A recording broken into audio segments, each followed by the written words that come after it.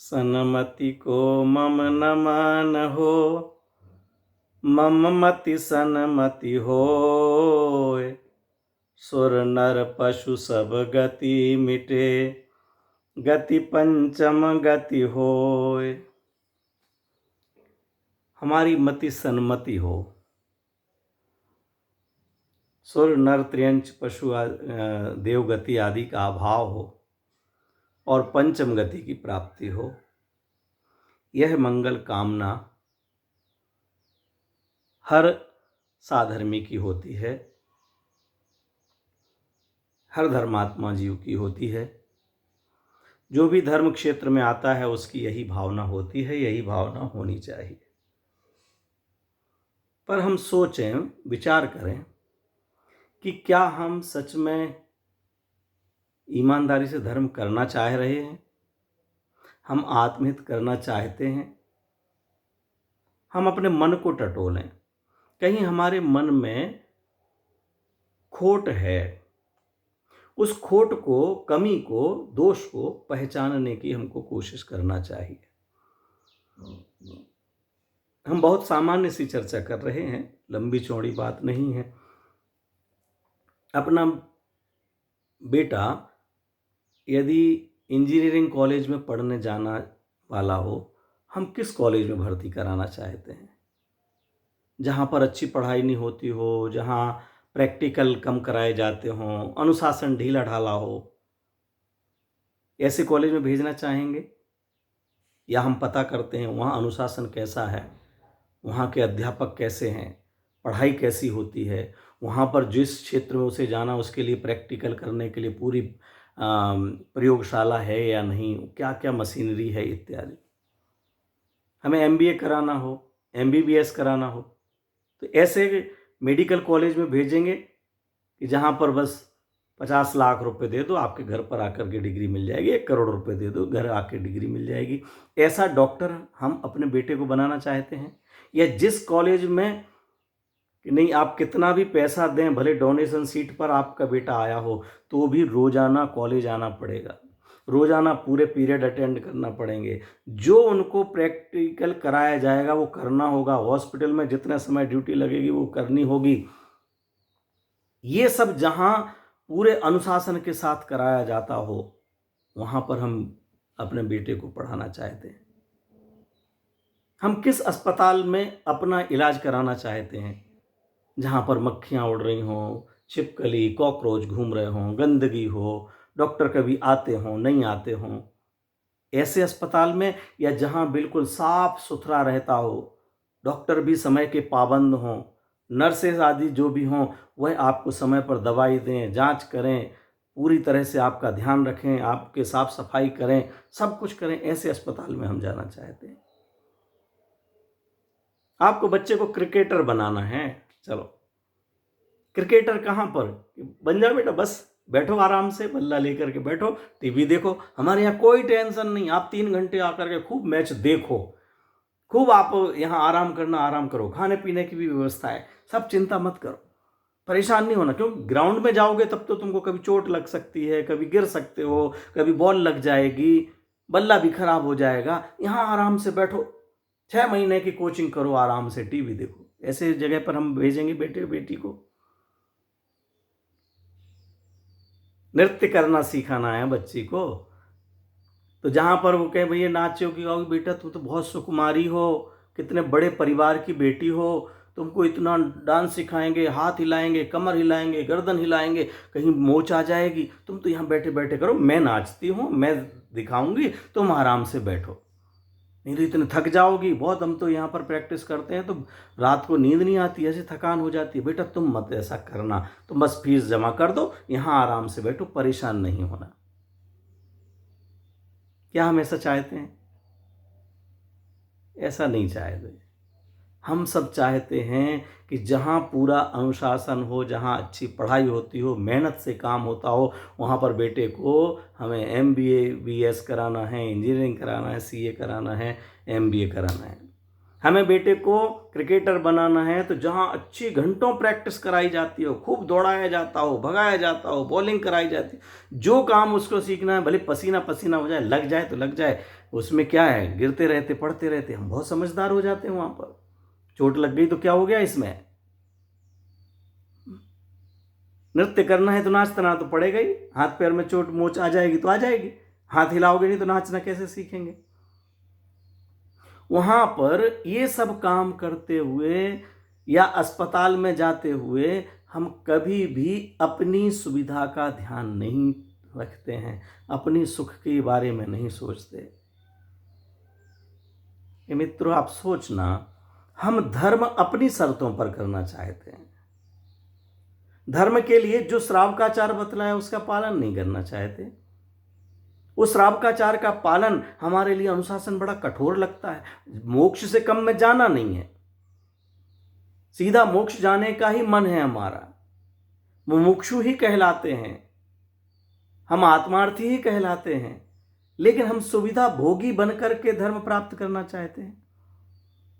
अस्पताल में साफ सफाई ना हो, वहां अगर डॉक्टर किसी दूसरे मरीज को देख करके आया है और आपको देखने लग जाए तो आपको अच्छा नहीं लगता है। वो आपके लिए थर्मामीटर लगाए और दूसरे के लिए वही थर्मामीटर लगाने दे या दूसरे का लगा हुआ आपको लगाए, पसंद करेंगे? नहीं पसंद करेंगे। कितने साफ सफाई चाहिए। अगर ऑपरेशन जिस टेबल पर हुआ है किसी एक का हो चुका तो उसके पहले कितनी साफ सफाई के बाद में आप करना चाहेंगे, वो भी पूरा कितनी तैयारी करेगा। और आज के माहौल में तो घर में भोजन करने जाओ तो भी सैनिटाइज पहले कराते हैं, तो ऑपरेशन की तो बात ही अलग है। तो अगर यहाँ पर कहा जाए कि आप शुद्ध सात्विक भोजन करें, छना हुआ पानी काम में लें, भोजनालय में आप अपने रसोई घर में शुद्धता रखें, ऐसे पदार्थ ना लेकर के आएं जो कि अशुद्ध हैं, अपवित्र हैं, धुले हुए नहीं हैं, उन पदार्थों का सेवन ना करें, उनको अंदर न लाएं, धो करके ही लाएं। तो हमको लगता है कि ये क्या है, धर्म के नाम पे आप हमको क्या सिखा रहे हैं। तो अस्पताल की धुलाई हो जाने से हमारा ऑपरेशन सही हो जाता है क्या? हमें वहां अनुशासन पसंद है, यहां हमें प्रवचन में आने का भी अनुशासन पसंद नहीं है। हम प्रवचन में सही ढंग से और सही समय पर आकर के बैठना नहीं चाहते। हमें ऑनलाइन प्रवचन पसंद आ रहे हैं। क्यों? आज हम स्वच्छंद हैं, मन मर्जी से हम 6 प्रवचन सुन रहे हैं कहने के लिए, लेकिन कितनों में कितना मन लग रहा है, किस विधि से हम बैठ रहे हैं, किस विधि से सुन रहे हैं, इसका विचार विवेक है। बाहर की परिस्थितियों से धर्म हो जाता ऐसा नहीं है, लेकिन जबरदस्ती सुविधा भोगी बन करके भी हम धर्म करना चाहें, धर्म में हम मौज चाहते हैं, धर्म में हम मजा चाहते हैं। ये धर्म का जो अनुशासन है वो हमें सजा लगता है। हम मजा खाते खाते मजे में रहें, जो चाहे खाएं, जब चाहे खाएं, जैसे चाहे खाएं, जहां चाहे जाएं, जिस चाहे को छुएं। बाहर से अभी हर व्यक्ति जो भी आ रहा है जूते चप्पल बाहर खोल करके, अपनी गाड़ी को भी सैनिटाइज करके, क्यों? कीटाणु हो सकता है, कीटाणु हो सकता है। अगर कोई आप लोगों से कह दे कि आपके घर में जो सिलेंडर आता है उसको साफ करके धो करके अंदर अपने रसोई में काम में लें, तो कितना आपको अटपटा लगेगा। क्या बात करते हो, सिलेंडर को भी नहला दें। अभी तक तो यही समझा था, सुना था कि हमारे लिए नहा लिया जाए, सिलेंडर को भी नहला दें। आपको पता है कि वही सिलेंडर किसी मांसाहारी के घर में लगा हो सकता है, वही सिलेंडर किसी की पार्टी में गया होगा, वहीं बगल में रखा हुआ कढ़ाई में मांस छौंका गया हो सकता है। आलू प्याज की तो बात ही क्या करें, उसके छींटे नहीं पड़ सकते हैं उसके ऊपर। विचार करें, ये कोई दकियानूसी पना नहीं है। अगर सब्जी को हम ढंग से धो करके काम में लेते हैं, एक सब्जी की चम्मच दूसरे में काम में नहीं लेते हैं, मर्यादा का आटा काम में लेते हैं, तो ये कोई दकियानूसी पना नहीं है।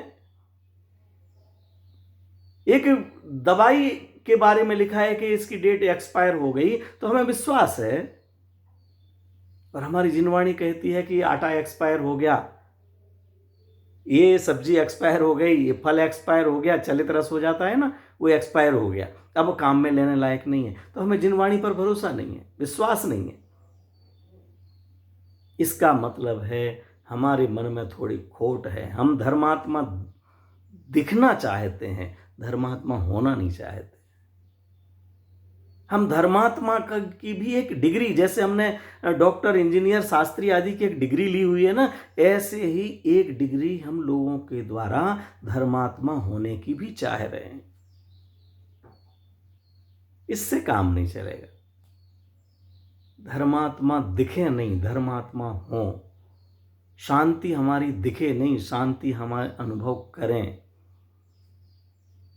तो हमारे जीवन में आनंद आएगा। नहीं तो हम कितना भी सुने, कितना भी बोलें, कितना भी कहें, दूसरे लोग क्या कहेंगे, दूसरे लोग धर्मात्मा कहें, दूसरे लोग परमात्मा कहें, हमें पूजने लग जाएं, नमस्कार करने लग जाएं।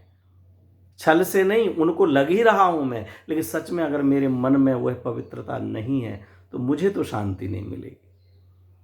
मेरे मन में यदि कुटिलता है, मेरे मन में अगर छल है, प्रपंच है, तो वह दोष तो मुझे लगेगा ही लगेगा, उससे कोई बचा नहीं सकता। ये जो मैं बात कह रहा हूं, ये आपके लिए कह रहा हूं, ऐसा ही नहीं, मैं भी दोनों कानों से सुन रहा हूं, सोच रहा हूं।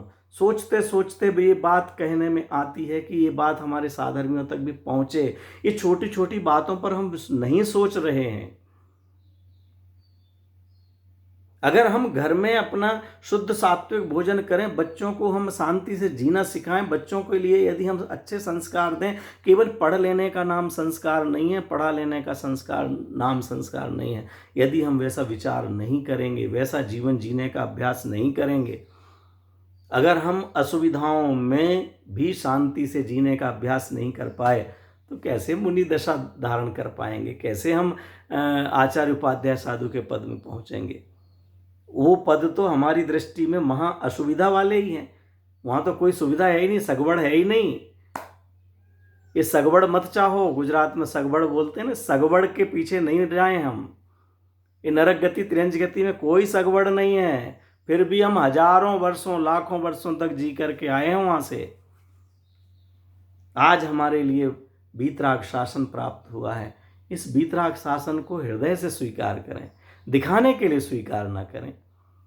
अगर हमें बाहर की शुद्धता, पवित्रता, अनुशासन पसंद है, तो जिनवाणी का भी अनुशासन पसंद होना चाहिए। पूजन कैसे करना, किस तरह से खड़े होकर के करना, कैसे शुद्ध वस्त्र धारण करके करना, भोजन करना तो कैसा। यहाँ जिनवाणी का, भोजन का भी अनुशासन है, भजन का भी अनुशासन है, ध्यान का भी अनुशासन है।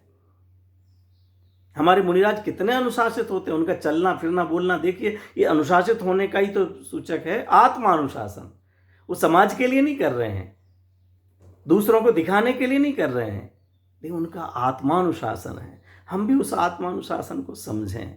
अगर हमें बाहर पूरी कठोरता, अनुशासन पसंद है, तो इसका मतलब हमें यहाँ भी होना चाहिए। यदि नहीं है तो हम दिखावे के लिए कर रहे हैं, सुविधा भोगी बन रहे हैं। सुविधा भोगियों को धर्म नहीं होता।